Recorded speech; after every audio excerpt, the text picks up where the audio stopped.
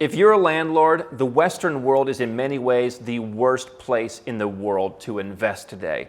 I'm going to tell you the things that you should be concerned about, and I'm going to tell you how you can reduce those concerns by investing overseas rather than being a landlord at home.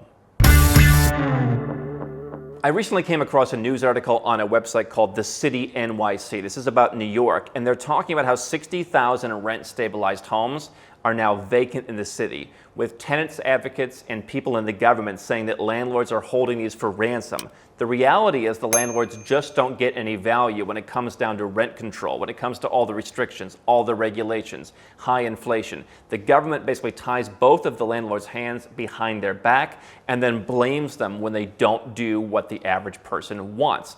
I'm Andrew Henderson. I'm the founder of Nomad Capitalist. We have, for the last decade, helped over 1,000 high and ultra high net worth individuals around the world legally reduce their taxes overseas, increase their freedom with dual citizenship, and grow their opportunities by looking at everything the world has to offer. And if you're a landlord, I believe that part of your strategy, maybe not your entire portfolio, but part of your strategy should be, can I invest overseas? Whether that's in some kind of publicly traded vehicle like a REIT, whether that's in some kind of private placement where somebody, or some kind of syndicate, or whether that's actually buying property yourself, which could in turn lead to a second residence permit, a place you can, what you can use to move overseas if you want, or even a second citizenship, which gives you a backup plan.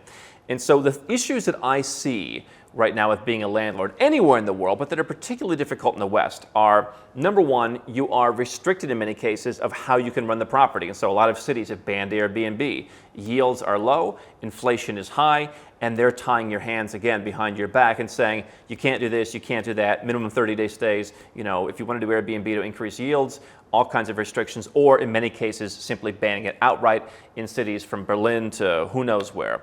Other rental rules, what can you do? What kind of people can you lease to? Do you have to accept, just anybody? Do you have to accept, certain government subsidized folks? Can you get rid of someone if you just want to move back into your own house?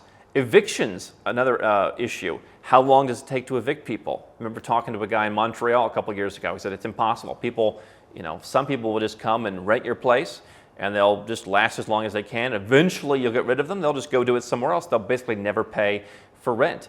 That is an issue now where, because yes, some landlords at one point screwed tenants over, every landlord has to suffer with these crazy rules when people game the system. Rent control is an issue in cities around the United States and around the world. And again, you didn't create the high inflation. The government created the high inflation. Their banking, everything that they do created the situation where now they want to say, well, the people are suffering, even though that's our fault, you've got to not make as much money. Those policies predated high inflation, but they want to control. You buy an asset and you're stuck. By the way, I don't want to buy that asset. And so you can argue that, hey, New York is always going to have people wanting to come there.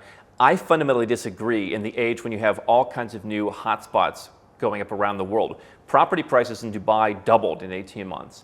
Property prices in Puerto Rico went through the roof. Property prices in Monaco are pretty consistent, always growing. Singapore has been crazy. I mean, you look at places around the world, and then there's the places that you've never heard of. The places where people in Asia, Latin America, where do they invest that you've never thought of if you're just living in New York City or Sydney or London? And so if they've got a choice of where to invest and they have fewer of all these issues, are they going to want to buy your property? Is there going to be less liquidity in your market to sell your property at a high price? Because people know they're capped at what they can raise the rent. They're capped at what they can do with the property. On top of the fact that in many of these places like New York, places like Australia, it is relatively hard to immigrate there, in many cases, even if you are a wealthy person. So why would you want to buy a property in a place you can't go to? Crazy fees are an issue. I made an episode a couple years ago about, in my then 5 properties, it cost me, I think, barely $10,000 just to run the entire things with basic utilities, property taxes, just everything to keep things running. You could pay that for one bedroom apartment in parts of Canada, in parts of the United States, like New York or San Francisco, so crazy fees.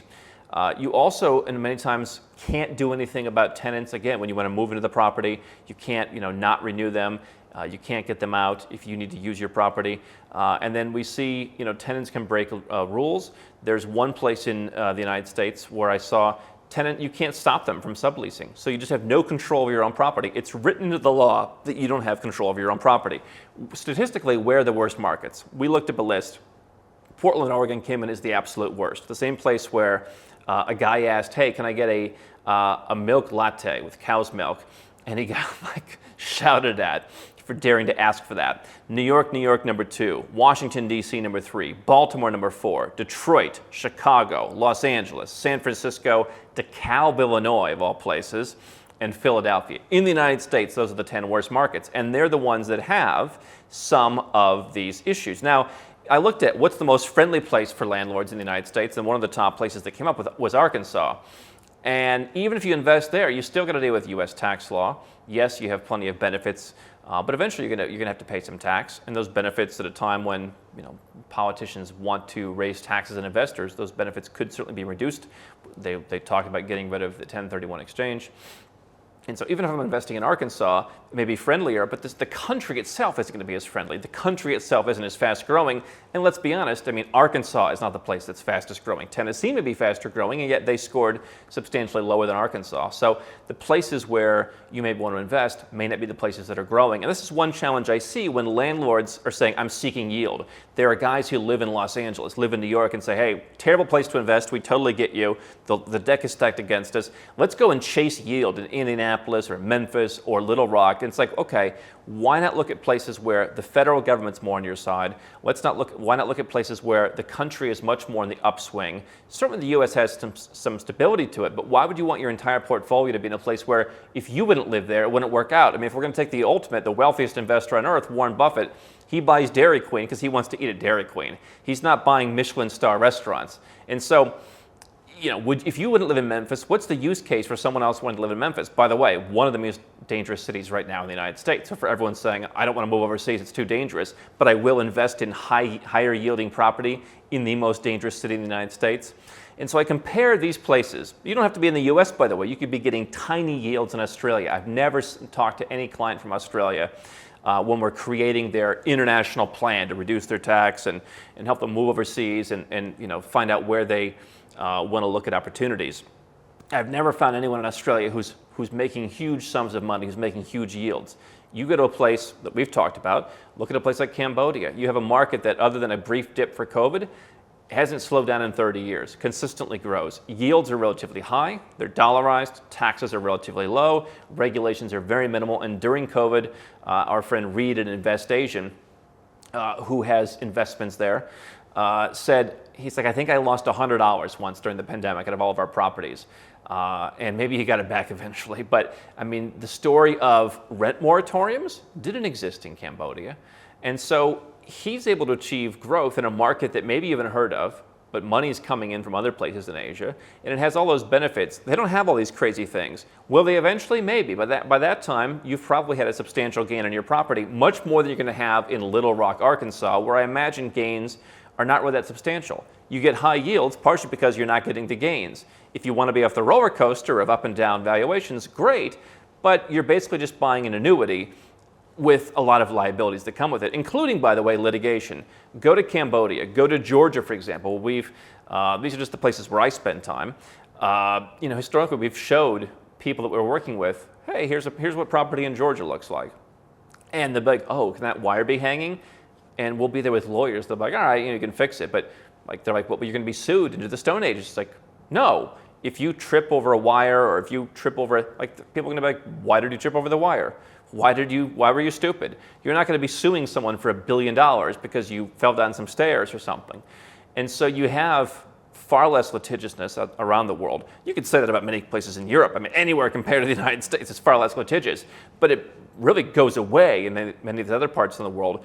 So do all the regulations. And so I'm not saying that you should rush to Cambodia. I'm not saying you should put all your money in Cambodia. What I'm saying is I feel comfortable knowing that there's a lot fewer of those risks.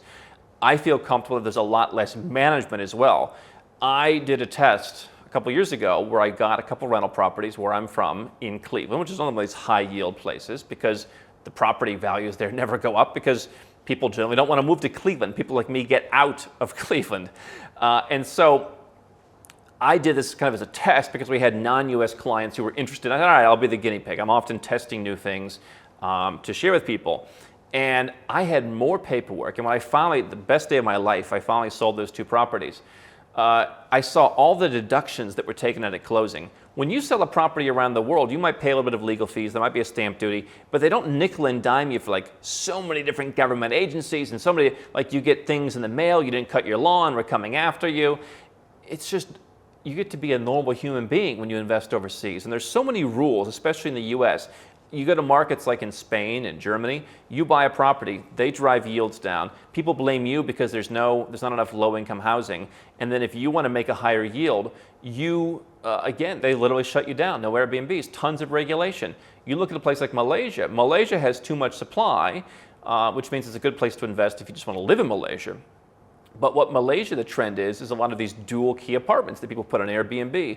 They're literally, the developers are working with the planners to develop more buildings where you can intentionally put them up on vacation rental sites. And so rather than being against people who want to increase yield through vacation rentals, they're basically saying, okay, let's not just create Airbnb inventory, let's create dual key Airbnb inventory. I'm not saying every place in the United States is against Airbnb, but I'm saying the trend is against it. A place like a Malaysia or a Georgia that wants foreign investment, that relies on foreign investment perhaps, is going to be more interested in having investors come in and figuring out what we need to do to help you with yields. Where are the highest yields in the world? You wouldn't want to invest in all, or maybe not even most of these places, but Ghana, Egypt, Cambodia has some very high yields, again, dollarized. Panama, dollarized, not quite as high as they used to be. Colombia has some very high yields. Talk to George Gammon, look at his properties. I mean, he does very well. Moldova used to be in the list. I think people are still mentioning that. I don't really know that Moldova quite yields as much as it used to. And probably the problem in Moldova is the properties are just too cheap. You'd have to build a whole portfolio of $50,000 properties.